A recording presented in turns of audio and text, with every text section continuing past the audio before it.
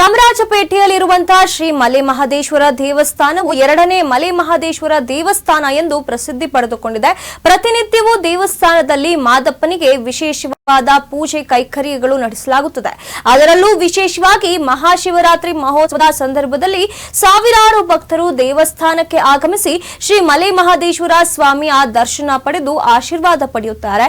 ಮುಖ್ಯಮಂತ್ರಿ ಸಿದ್ದರಾಮಯ್ಯ ಅವರು ಕೂಡ ಪ್ರತಿ ವರ್ಷ ಮಹಾಶಿವರಾತ್ರಿಯಂದು ಕುಟುಂಬ ಸಮೇತ ದೇವಸ್ಥಾನಕ್ಕೆ ಭೇಟಿ ನೀಡಿ ವಿಶೇಷ ಪೂಜೆ ಸಲ್ಲಿಸಿ ಸ್ವಾಮಿಯ ಆಶೀರ್ವಾದವನ್ನು ಪಡೆಯುವುದು ಇಲ್ಲಿನ ಸಂಪ್ರದಾಯವಾಗಿದೆ. ಈ ವರ್ಷವೂ ಭಾನುವಾರ ಮಹಾಶಿವರಾತ್ರಿಯಂದು ದೇವಸ್ಥಾನಕ್ಕೆ ಆಗಮಿಸಿ ದರ್ಶನ ಪಡೆಯಲಿದ್ದಾರೆ.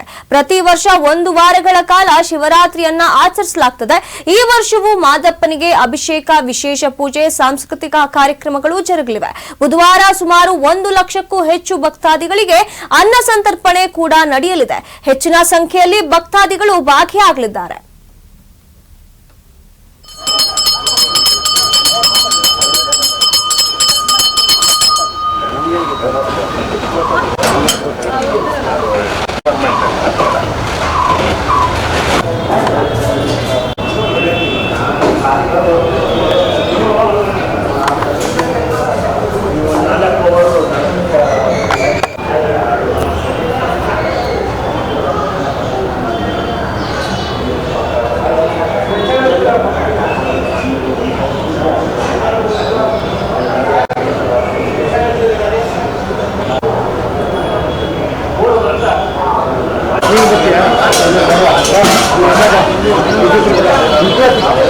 ಇದನ್ನ ಒಂದು ಸಣ್ಣ ಮನೆ ಕೊಠಡಿ ಒಳಗೆ ಭಜನೆ ಮನೆ ಮಾಡ್ಕೊಂಡು ನಡೆಸ್ತಾ ಇದ್ದು. ಅಲ್ಲಿ ಮಾದಪ್ಪನ ಆಶೀರ್ವಾದದಿಂದ ಇಲ್ಲಿ ಹಿರೀಕರು ಹೇಳ್ತಾರೆ, ಚಾಮರಾಜಪೇಟೆ ಅಂದರೆ ಚಾಮರಾಜ ಒಡೆಯರು ಇಲ್ಲಿ ಇದನ್ನ ಇದು ಮಾಡಿರೋದು. ಇದನ್ನ ಆವಾಗ ಮಾದಪ್ಪ ಇಲ್ಲಿ ಬಂದು ಇಲ್ಲಿಂದ ಬೆಟ್ಟಕ್ಕೆ ಹೋಗಿದ್ದಾರೆ ಅಂತ ಅನ್ನೋದು ಐತಿಹಾಸಿಕ ಪುರಾಣದಲ್ಲಿದೆ ಅಂತ ಹೇಳ್ತಾರೆ. ಅದು ಇದಾಗುತ್ತೆ, ನೆರವೇರ್ತದೆ. ಒಂದು ಸಾರಿ ಹೀಗೆ ಇದರಲ್ಲಿ ಒಂದು ಮಗು ತಪ್ಪಿಸ್ಕೊಂಡ್ಬಿಡ್ತು. ಅವರು ತಂದೆ ತಾಯಿ ಇಬ್ಬರೂ ಹುಡುಕಿ ಸಾಕಾಗಿ ಕೊನೆಗೆ ಅಲ್ಲಿ ಬಂದು ಓಡಾಡ್ತಾ ಇದ್ರು. ಅವಾಗ ನಾವು ಹೇಳ್ದು, ಏನಮ್ಮ ಅಂದ, ಈ ಥರ ಮಗು ಕಳೆದೋಗಿದೆ ಅಂತ. ಮಾದಪ್ಪನ ಕೈ ಮುಗಿದ್ಬಿಟ್ಟು ಹೋಗಿ ಅಲ್ಲಿ ಮಗು ಬರ್ತಾ ಇರ್ತದೆ ಅಂತ ಹೇಳ್ದು. ಅದೇ ರೀತಿ ಕೈ ಮುಗಿದ್ಬಿಟ್ಟು ಅವರು ಮಗು ಕರ್ಕೊಂಬರ್ತಾಯಿದ್ರು. ಆ ರೀತಿ ಇಲ್ಲಿ ಭಕ್ತಾದಿಗಳು ಇವತ್ತು ಸುಮಾರು ನಾವೊಂದು 30-40 ಸಾವಿರ ಜನಕ್ಕೆ ಊಟ ನಡೀತದೆ, ಅನ್ನದಾನ.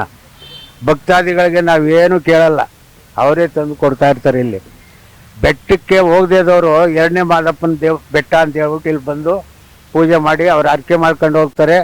ಅವ್ರ ಹರಕೆ ತೀರೋಳಿ ಆದರೆ ಅದನ್ನೆಲ್ಲ ತಂದು ಅಲ್ಲಿ ಒಪ್ಪಿಸ್ತಾರೆ. ಆ ರೀತಿ ಇಲ್ಲಿ ಭಕ್ತಿ ನಡೀತಾ ಇದೆ.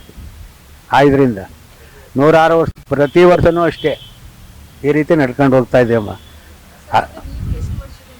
ನಾವು ಇದನ್ನು ನಮಗಿನ್ನ ಹಿರೀಕರು ಮೊದಲು ಮಾಡ್ತಾಯಿದ್ರು. ಆವಾಗ ಇಷ್ಟು ಅಭಿವೃದ್ಧಿ ಆಗಿರಲಿಲ್ಲ. ಕಾರಣ ಏನಂದರೆ, ನಾವು 91ರಿಂದ ನಮ್ಮ ಆಡಳಿತಕ್ಕೆ ತಗೊಂಡಿದ್ದು ನಮ್ಮ ಟ್ರಸ್ಟು. ಆಮೇಲೆ ಅವರು ಇದ್ದರು, ಹಿರೀಕರು ಇದ್ದರು. ಅವರು ಕಾಲಾನಂತರ ಅವರು ಇದಾದಮೇಲೆ ಅವ್ರು ಕಳ್ಕೊಂಡ್ರು. ಅಲ್ಲಿಂದ ಈಚೆಗೆ ನಾವು ಟ್ರಸ್ಟ್ನವರೆಲ್ಲ ಒಗ್ಗೂಡ್ಕೊಂಡು ನಡೆಸ್ಕೊಂಡು ಹೋಗ್ತಾ ಇದ್ದೀವಿ. ಕಾರ್ಯಕ್ರಮ ಅಂದರೆ ವಿಶೇಷ ದಿನಗಳಲ್ಲಿ ನಾವು ಪ್ರತಿ ಸೋಮವಾರ ಒಂದು 80 kg ಪ್ರಸಾದ ಮಾಡಿಸ್ತೀವಿ. ಸಾಯಂಕಾಲ ಪೂಜೆ ಆದ ತಕ್ಷಣ, ಮಹಾಮಂಗಳಾರತಿ ಆದ ತಕ್ಷಣ ಪ್ರಸಾದ ಹಂಚ್ತೀವಿ, ಆಯ್ತಾ. ಆಮೇಲೆ ವಿಶೇಷ ದಿನ ಈ ಧನುರ್ಮಾಸದಲ್ಲಿ ಬೆಳಿಗ್ಗೆ ಒಂದು 50 kg ಪ್ರಸಾದ ಮಾಡ್ತೀವಿ ಪ್ರತಿ ದಿವಸ 1 ತಿಂಗಳವರೆಗೆ. ಮತ್ತು ಕನಕ ಜಯಂತಿಗೂ ಆವತ್ತೂ ನಾವು ವಿಜೃಂಭಣೆಯಿಂದ ಪ್ರಸಾದ ಇದೆಲ್ಲ ಹಂಚ್ತಾ ಇರ್ತೀವಿ. ಕಾರ್ತಿಕ ಸೋಮವಾರ ಅದು 1 ತಿಂಗಳಲ್ಲಿ ಪೂರ ಪ್ರಸಾದ ವಿನಿಯೋಗ ಇರ್ತದೆ. ಆ ರೀತಿ ನಡ್ಕೊಂಡು ಹೋಗ್ತೀವಿ. ಈ ಶಿವರಾತ್ರಿ ಒಳಗಂತೂ ವಿಶೇಷವಾಗಿ ಚೆನ್ನಾಗಿ ನಡೀತಾ ಇದೆ, ಎಲ್ಲ ಭಕ್ತಾದಿಗಳಿಂದನೇ. ನೋಡಿ, ಅಲ್ಲಿ ನಾವು ಪಾಂಪ್ಲೆಟ್ನಲ್ಲಿ ಕೊಟ್ಟಿದ್ದೀವಿ ನೋಡಿ, ಅದೆಲ್ಲ ಪ್ರೋಗ್ರಾಮ್ ನಡೀತದೆ. ಮೆಡಿಕಲ್ ಕ್ಯಾಂಪು ಇರ್ತದೆ, ಅದನ್ನು ನಡೆಸ್ತೀವಿ. ಇದೆಲ್ಲ ನಡೆಸ್ತಾ ಇದ್ದೀವಿ. ಎಲ್ಲ ನಾವು ಹೇಳೋದ ನಮ್ಮಿಂದ ಏನಿಲ್ಲ, ಭಗವಂತ ನಮಗೆ ದಾರಿ ತೋರಿಸ್ತಾನೆ. ಅವನ್ನ ಹೇಳ್ದಂಗೆ ನಾವು ನಡ್ಕೊಂಡು ಹೋಗ್ತಾ ಇದ್ದೀವಿ ಅಷ್ಟೇ, ನಮ್ದೇನು ಇಲ್ಲ. ಬರ್ತೀವಿ ಅವ್ರಿಗೂ ಮನೆ ದೇವರು ಇದು. ಪ್ರತಿ ವರ್ಷನೂ ಬರ್ತಾಯಿದ್ರು. ಮತ್ತು ಬೇರೆ ದಿವಸ ಇಲ್ಲಿ ಬಂದರೂ ಕೂಡ ಬಂದು ಇಲ್ಲಿ ದರ್ಶನ ಮಾಡ್ಕೊಂಡು ಹೋಗ್ತಾಯಿದ್ರು. ಕಾರಣಾಂತರದಿಂದ 2 ವರ್ಷದಿಂದ ಅವ್ರಿಗೆ ಬರೋಕ್ಕಾಗಲಿಲ್ಲ. ಈ ಸಾರಿ ಬರ್ತೀವಿ ಅಂತ ಹೇಳಿದ್ದಾರೆ. ಭಗವಂತನ ಇಚ್ಛೆ ಕರೆಸ್ಕೊಂಡ್ರೆ ಬರಲಿ ಇಲ್ವರಾ. ನಾವು ಹೇಳಿದ್ದೀವಿ, ಬಂದರೆ ಅವ್ರು ಬರ್ತಾರೆ. ಪ್ರತಿ ವರ್ಷ ಬರ್ತಾಯಿದ್ರು. ಅವರು ಹುಟ್ಟಿದ್ದು ಅವರ ಮದುವೆಯದ್ದು ಇಲ್ಲೇ ಚಾಮರಾಜ, ಅವ್ರ ಮನೆ ಪಕ್ಕದಲ್ಲೇ ಇದೆ. ಆವಾಗಿಂದನೂ ಅವ್ರಿಗೆ ಇದು ತಾಯಿ ಮನೆ ಇದ್ದಂಗೆ. ಸೆಕ್ರೆಟ್ರಿ ಆಗಿದ್ರು ಅವ್ರ ಮಾವನವರು. ಇಷ್ಟೆಲ್ಲ ನಡೀತದೆ. ನಾಳೆ ಇಲ್ಲ, 18ನೇ ತಾರೀಕು. ನಾಳೆ ಅಂದರೆ ಒಂದು 40,000. ವರ್ಷಗಳಿಂದ ಇಲ್ಲಿ ನಮ್ಮ ಕಾರ್ಯಕ್ರಮಗಳನ್ನು ನಡೆಸ್ಕೊಳ್ತಾ ಇದ್ವಿ. ನಾವು ಪ್ರತಿ ವರ್ಷ 8 ದಿನಗಳ ಕಾರ್ಯಕ್ರಮ ಮಾಡ್ತೀವಿ, ವೇದಿಕೆ ಕಾರ್ಯಕ್ರಮ.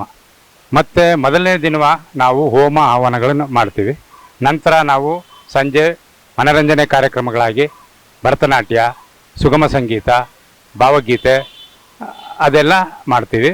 ಮತ್ತು ತಿರುಗಿ ಕೊನೆಯ ದಿನ ಅನ್ನ ಸಂತರ್ಪಣೆ ಇರುತ್ತೆ. ಅದಕ್ಕೆ ಹಿಂದಿನ ದಿನ ದೇವರ ಮೆರವಣಿಗೆ ಇರುತ್ತೆ. ದೇವರ ಮೆರವಣಿಗೆಗೆ ತುಂಬ ಅದ್ದೂರಿಯಾಗಿ ಆಗುತ್ತೆ ಚಾಮರಾಜಪೇಟೆ ರಾಜಬೀದಿಗಳು. ವಿವಿಧ ಜಾನಪದ ನೃತ್ಯ ತಂಡಗಳು ಅಂದರೆ ಡೊಳ್ಳು, ವೀರಗಾಸಿ, ಕಂಸಾಳೆ, ಅದೇ ಅದೆಲ್ಲ ಬರುತ್ತೆ. ದೇವ್ರ ಜೊತೆಲಿ ನಾವು ಒಂದು 4-5 ಗಂಟೆಗೆ ಬಿಟ್ಟರೆ ರಾತ್ರಿ 11 ಗಂಟೆಗೆ ದೇವ್ರನ್ನ ತೊಗೊಂಬರ್ತೀವಿ ಇಲ್ಲಿಗೆ. ಅದರ ಮಾರನೇ ದಿನ ಬಂದು ಅನ್ನ ಸಂತರ್ಪಣೆ ಇರುತ್ತೆ. ಆ ಅನ್ನ ಸಂತರ್ಪಣಾ ಕಾರ್ಯಕ್ರಮ ಸುಮಾರು ಬೆಳಗ್ಗೆ 10 ಗಂಟೆಗೆ ಪ್ರಾರಂಭ ಆದರೆ ಸಂಜೆ 6 ಗಂಟೆ ಆದರೂ ನಡೀತಾ ಇರುತ್ತೆ. ಒಂದು 50,000ಕ್ಕೂ ಹೆಚ್ಚಿನ ಜನಗಳನ್ನು ಅನ್ನ ಸಂತರ್ಪಣೆ ನಡೆಯುತ್ತೆ. ಬಹುಶಃ ಈ ಮಲೆ ಮಹದೇಶ್ವರ ದೇವಸ್ಥಾನ ಇದು ಹೆಚ್ಚಿಗೆ ಕುರಿ ಮೈದಾನ ಅಂತ ಹೇಳ್ತಾರೆ. ಕುರಿ ಮೈದಾನದ ಎದುರಿಗಿರ್ತಕ್ಕಂಥ ಈ ನಮ್ಮ ಮಲೆ ಮಹದೇಶ್ವರ ದೇವಸ್ಥಾನ ಇದು 2ನೇ ಮಹದೇಶ್ವರ ದೇವಸ್ಥಾನ ಅಂತೇಳಿ ಚಿರಪರಿಚಿತವಾಗಿದೆ. ನನಗೆ ಬುದ್ಧಿ ಕಂಡಾಗಿಂದ ನಾವೆಲ್ಲ ಹುಟ್ಟಿ ಬೆಳೆದಿದ್ದು ನಾವಿಲ್ಲೇನೆ. ಸೊ ಹಾಗಾಗಿ ಮಲೆ ಮಹದೇಶ್ವರ ದೇವಸ್ಥಾನ ಇದು ಪ್ರಖ್ಯಾತವಾದ ಪುರಾತನವಾದದ್ದು.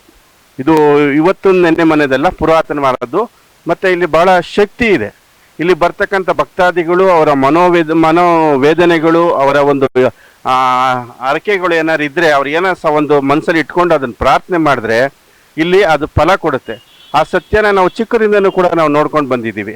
ಇನ್ನೊಂದು ಈ ನಮ್ಮ ಮಲೆ ಮಹದೇಶ್ವರ ದೇವಸ್ಥಾನನ ಕಟ್ಟಂದ ನಮ್ಮ ಜುಂಜೇಗೌಡರ ಒಂದು 2ನೇ ಇದು ಸ್ಥಾನ ಈ ಪವರ್ ಇಲ್ಲಿದೆ. ಆ ಪವರ್ಗೆ ಇನ್ನೊಂದು ನಿಮಗೆಲ್ಲ ಗೊತ್ತಿರೋಂಗೆ ಮಾಧ್ಯಮದಲ್ಲಿ ಈಗಾಗಲೇ ಬಂದಿದೆ. ನಮ್ಮ ನಾಡಿನ ನೆಚ್ಚಿನ CM ಆದಂಥ ಸಿದ್ದರಾಮಣ್ಣವರು ಕೂಡ ಆಗಾಗ ಬರ್ತಾರೆ. ಯಾಕಂದರೆ ಈ ಒಂದು ಶಕ್ತಿ ಅವ್ರಿಗೂ ಗೊತ್ತಿದೆ. ಮತ್ತು ಅವರ ಪತ್ನಿಯವರಾದಂಥ ಪಾರ್ವತಮ್ಮನವರು ಕೂಡ ಇಲ್ಲಿ ಬರ್ತಾ ಇರ್ತಾರೆ. ಯಾಕಂದರೆ ಅವರು ಇಲ್ಲಿ ಈ ಚಾಮರಾಜಪೇಟೆ ಅಳಿಯ ನಮ್ಮ ನಾಡಿನ ಮುಖ್ಯಮಂತ್ರಿ ಅವ್ರು ಸದಾ ಬರ್ತಾ ಇರ್ತಾರೆ. ಅಂದರೆ ಅವರು ಇದ್ರ ಮೇಲೆ ಇಟ್ಟಿರ್ತಕ್ಕಂಥ ಭಕ್ತಿ ಮತ್ತು ಅವ್ರಿಗೆ ಹೊಲ್ದಿರ್ತಕ್ಕಂಥ ಈ ದೇವರು. ಇದು ಬೆಟ್ಟದಲ್ಲಿ ತ್ರಿಕಾಲ ಪೂಜೆ ಆಗ್ತದೆ. ಅದೇ ತರನಾಗಿ ಇಲ್ಲಿ ದ್ವಿಕಾಲ ಪೂಜೆ, ಬೆಳಗ್ಗೆ ರುದ್ರಾಭಿಷೇಕ, ಸಂಜೆ ಹಾಲಾಭಿಷೇಕ ಪ್ರತಿನಿತ್ಯನೂ ಪ್ರತಿದಿನನೂ ನೆರವೇರ್ತದೆ. ಅದೇ ಥರದಾಗಿ ಭಕ್ತಾದಿಗೂ ಕೂಡ ಅಥವಾ ಜನ್ಮದಿನ ಆಗಿರ್ಬೋದು, ವಾರ್ಷಿಕೋತ್ಸವ ಆಗಿರ್ಬೋದು, ಏನೇ ಆಗಲಿ ಒಂದು ಬೆಟ್ಟಕ್ಕೆ ಹೋಗೋಕ್ಕೆ ಆಗಲಿಲ್ಲ ಅಂದರೂ ಕೂಡ ಅವರು ಏನಾದರೂ ಕೆಲಸ ತೊಂದರೆ ಇದ್ದರೂ ಕೂಡ ಅವರು ಒಂದು ಇಲ್ಲೇ ಚಾಮರಾಜಪೇಟೆಯ ಮಲೆ ಮಹದೇಶ್ವರ ದೇವಸ್ಥಾನಕ್ಕೆ ಬಂದು ತಮ್ಮ ಇಷ್ಟಾರ್ಥಗಳನ್ನು ಬೇಡ್ಕೊಂಡು ಆ ಒಂದು ಇಷ್ಟಾರ್ಥಗಳು ನೆರವೇರಲಿ ಅಂತ ಒಂದು ಬೆಟ್ಟಕ್ಕೆ ಹೋಗೋಕೆ ಆಗಲಿಲ್ಲ ಅಂದರೂ ಕೂಡ ಈ ಒಂದು ಚಾಮರಾಜಪೇಟೆ ಒಂದು ಮಲೆ ಮಹದೇಶ್ವರ ದೇವಸ್ಥಾನಕ್ಕೆ ಬಂದು ಆ ಒಂದು ವಾರ್ಷಿಕೋತ್ಸವ, ಮದುವೆ ವಾರ್ಷಿಕೋತ್ಸವ ಆಗಿರ್ಬೋದು, ಜನ್ಮದಿನ ಆಗಿರ್ಬೋದು, ಏನಾದರೂ ಆ ಒಂದು ಇಷ್ಟಾರ್ಥಗಳನ್ನು ಬೇಡ್ಕೊಂಡು ಅಥವಾ ದವಸ ಧಾನ್ಯಗಳನ್ನು ಏನಾದರೂ ಕೊಟ್ಟು ಒಂದು ಪ್ರತಿದಿನವೂ ಕೂಡ ಒಂದು ರುದ್ರಾಭಿಷೇಕ ಆಗಿರ್ಬೋದು, ಪಂಚಾಮೃತಾಭಿಷೇಕ ಆಗಿರ್ಬೋದು ಅಥವಾ ಹಾಲಾಭಿಷೇಕ ಆಗಿರ್ಬೋದು ಪ್ರತಿದಿನ ಕೂಡ ಬೆಳಗ್ಗೆ ಸಂಜೆ ಯಥಾಶಕ್ತಿಯಾಗಿ ನಡೀತಿದೆ. ಅದೇ ಥರ ಕೂಡ ಮಲೆ ಮಹದೇಶ್ವರ ಕೂಡ ಅವ್ರಿಗೆ ಕೃಪಾ ಶಾಂತಿಯನ್ನು ನೆರವೇರಿಸಲಿ ಅಂತಂದು ಅವ್ರ ಕಡೆ ಬೇಡ್ಕೊಂತಾರೆ. ಬೆಳಗ್ಗೆ 5 ಗಂಟೆಯಿಂದ ರುದ್ರಾಭಿಷೇಕ ಸ್ಟಾರ್ಟ್ ಆಗ್ತದೆ.